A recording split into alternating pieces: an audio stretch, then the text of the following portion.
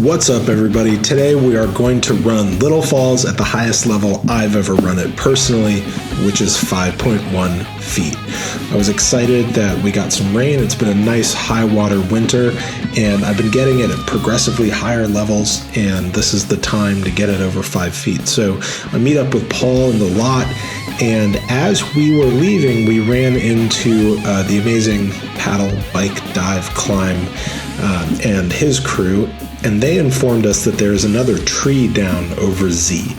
Now, at this level, Little Falls, we're used to thinking of that as put in at, lock 5, paddle down Z channel, midway wave, stern squirt, eddy, all kinds of fun stuff, beaver slide to do on your way down to the Little Falls Rapid. But when it's this high, those things pretty much disappear. It's mostly flat water the whole way down. And so we just decide to do the beaver slide put in, which is really close to the Lock 5 lot where we park. So we just cross the bridge, we go down the hill, I fall down and slip, but it's all good. And we put on the water, and it's a nice short run. The waves are big and chaotic. We'll get to that. I tell you what, though, I am glad I brought my code after a nice cold swim I had the other day.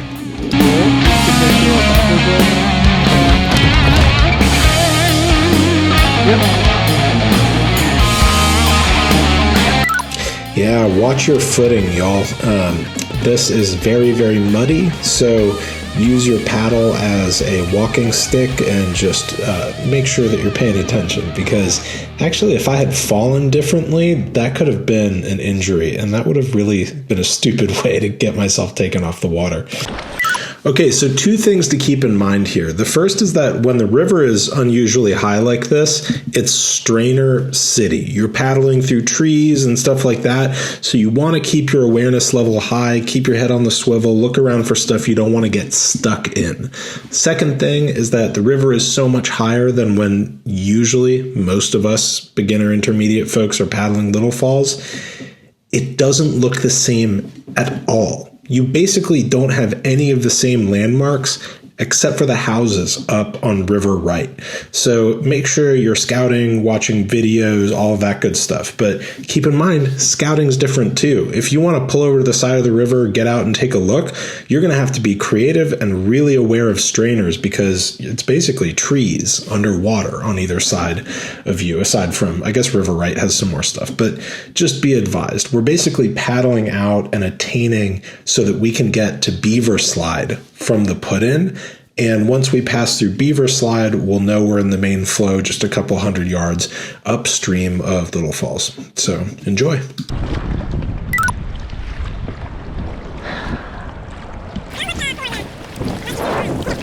So as you can see, Beaver Slide is nothing. We just know that's what it is because of the positioning of the trees, really, and experience on Paul's part.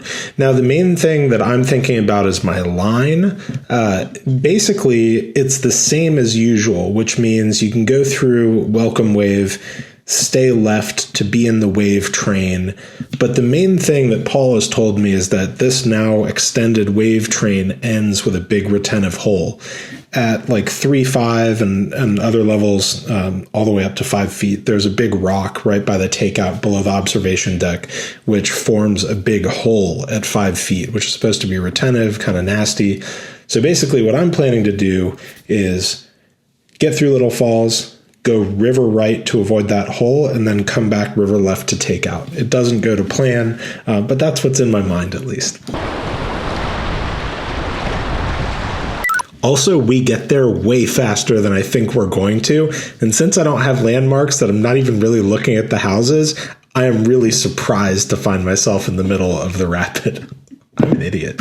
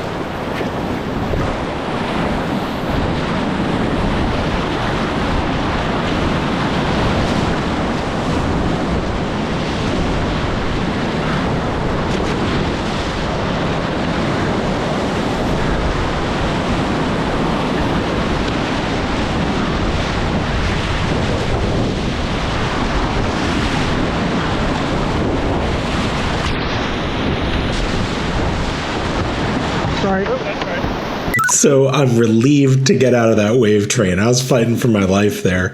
There's no warm up. That's the other thing. When you start right above Little Falls, never paddled at this level. Next thing you're in the middle of it. So I'm looking for that big hole. I'm like, where is that? And well, I find it.